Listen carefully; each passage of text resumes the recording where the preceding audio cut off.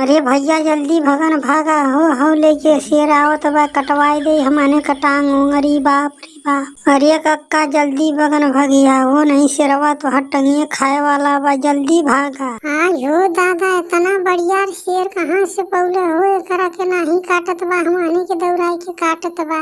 अरे बड़का दादा तू नहीं जनबा ई शेरवा के जियले बा तब एकरा के नहीं काटत बा हमने के दौड़ाई के काटत बा। हाँ तो आज अगर हमने के शेर और से कटवा देना न तो इनकर तो मूड़ी काट देवल जे फरसा। अरे हे का कहत बाटे रे हमरा के ज्यादा बोलबे तो हम अब्बा शेरवा से न तोहने के मुड़िया नचवा ले बने चुपचाप पड़ल ला सुन। ये मौसा जल्दी बगन तनी थो बंदूकिया निकारा हो एकरा के दिखाए दे 1 मिनट में पता चल जाए एकरा के हमने में कितना पावर बा।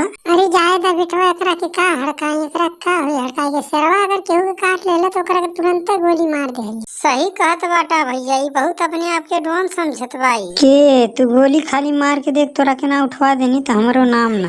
अरे भैया ये तो बहुत ज्यादा बोलत बा हो अपना आप के हीरो बनत बा।